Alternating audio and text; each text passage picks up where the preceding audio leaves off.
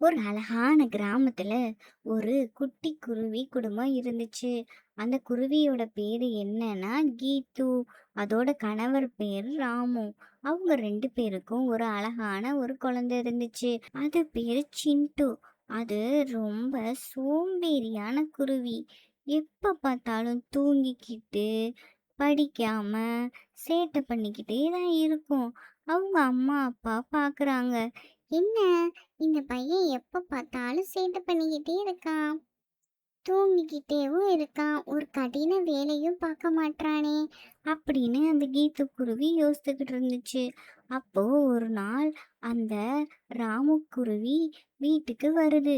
வீட்டுக்கு வந்து பார்த்தா இந்த சிட்டுக்குருவி ரொம்ப நேரமா படிக்காம விளையாண்டுக்கிட்டே இருக்கு. அதெல்லாத்தையும் பார்த்துக்கிட்டு இருந்த அவங்க பா நீ என்ன ஒழுங்காவே படிக்க மாட்டேங்கிற? காலையில பார்த்தா ரொம்ப நேரம் தூங்கிக்கிட்டே இருக்கையே! அப்படின்னு சொல்லுது. அதெல்லாம் அந்த சிட்டுக்குருவி பெருசாவே எடுத்துக்கல. அதுக்கப்புறம் கொஞ்ச நாள் போகுது. அப்போ அந்த சிட்டுக்குருவி பக்கத்துல இருக்கிற அதோட ஃப்ரெண்டு வீட்டுக்கு போய் பார்த்தா, அது வச்சிருக்கிற பொம்மை, காரு எல்லாத்தையும் பார்த்து ஆசைப்படுது. அப்போ அந்த சிட்டுக்குருவி வீட்டுக்கு வந்து அவங்க அம்மா கிட்ட, அம்மா அம்மா, என்னோட ஃப்ரெண்டோட வீட்ல நிறைய டாய்ஸு, சாக்லேட்டுன்னு நிறைய வச்சிருக்காங்கம்மா. அந்த மாதிரி எனக்கும் வேணுமா அப்படின்னு சொல்லுது.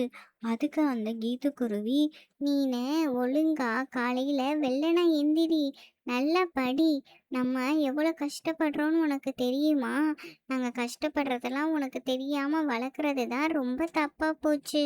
அப்பா எவ்வளோ கஷ்டப்படுறாரு, வீட்டில் என்ன நடக்குதுன்றதுனாச்சும் உனக்கு தெரியுமா அப்படின்னு அவங்க அம்மா வையிறாங்க.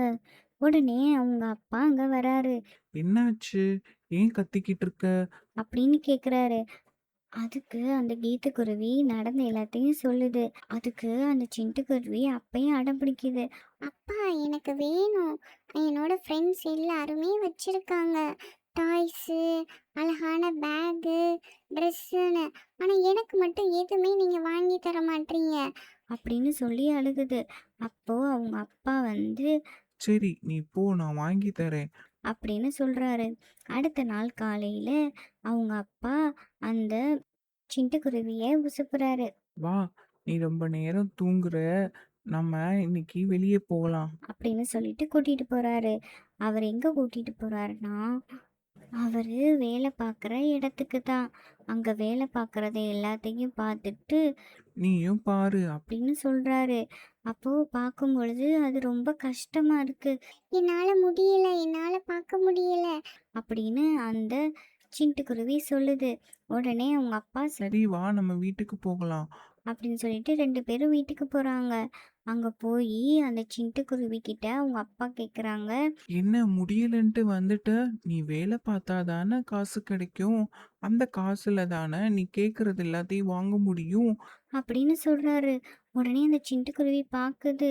ஐயையோ! அப்பா, என்ன மன்னிச்சிடுங்க. நீங்க இவ்வளோ கஷ்டப்படுறீங்கன்னு எனக்கு தெரியாது.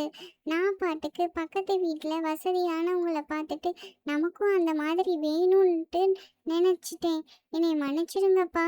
இப்பதான் எனக்கு புரியுது, நீங்க எவ்வளோ கஷ்டப்படுறீங்கன்னு.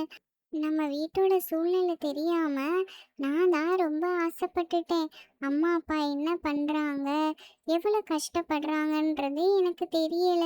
நான் பாட்டுக்கு ஃப்ரெண்ட்ஸ் வச்சிருக்காங்க, அவங்க வச்சிருக்காங்களேன்ட்டு நான் அடம் பிடிச்சிக்கிட்டு இருந்திருக்கேன். ஆனா இன்னைக்கு தான் எனக்கு தெரியுது, நீங்க வெளியே போய் ஒரு ஒரு காசும் சம்பாதிக்க எவ்வளவு கஷ்டப்படுறீங்கன்னு. அது தெரியாம நான் உங்ககிட்ட கேட்டுட்டேன். என்னைய மன்னிச்சிடுங்கப்பா. இனிமே நானும் ஸ்கூலுக்கு போயிட்டு வந்துட்டு என்னால முடிஞ்ச உதவிகளை உங்களுக்கு பண்ணுறேன். தேவையில்லாம செலவும் பண்ண மாட்டேன். காசோட மதிப்பு எனக்கு இன்னைக்கு தான் புரிஞ்சுச்சுப்பா அப்படின்னு அந்த சிட்டுக்குருவி சொல்லுது. அப்போ அந்த கீத்துக்குருவி சொல்லுது, இன்னைக்கு ஒரு நாள் தான் நீ அப்பா கூட போயிட்டு வந்த, அதுக்கே நீ இவ்வளோ தெரிஞ்சுக்கிட்டியா அப்பா எவ்வளோ கஷ்டப்படுறாங்கன்னு? அப்பா அப்பா தினமும் போய் நமக்காண்டி எவ்வளோ கஷ்டப்பட்டுட்டு வராங்க. அதனால நம்ம குடும்பத்தோட சூழ்நிலை என்னன்னு தெரிஞ்சு அதுபடி நம்ம நடந்துக்கணும், சரியா அப்படின்னு சொல்றாங்க. சிட்டுக்குருவி சரிம்மா, இனிமே நீங்க என்ன சொல்றீங்களோ அதே மாதிரி நடந்துக்கிறேன். இனிமே அது வேணும் இது வேணும் நான் பிடிவாதம் பிடிக்க மாட்டேன். என்னோட வீட்ல இருக்கிற பொருட்களை வச்சு நான் சந்தோஷமா இருக்கேன் அப்படின்னு அந்த சிட்டுக்குருவி சொல்லுது. இந்த கதை மூலியமா நம்ம என்ன தெரிஞ்சுக்கிறோம்னா, நம்ம எல்லாரும் நமக்கு வேண்டியதை அடம் பிடிச்சி அம்மா அப்பா கிட்ட வாங்குறோம். ஆனா அந்த காசை சம்பாதிக்க நம்ம அம்மா அப்பா எவ்வளோ கஷ்டப்படுறாங்கன்றத நம்ம எல்லாரும் தெரிஞ்சுக்கணும். உங்களுக்கு இந்த கதை பிடிச்சிருந்துச்சுன்னா நம்ம சேனலை மறக்காம சப்ஸ்கிரைப் பண்ணி லைக் பண்ணிடுங்க. பாய்.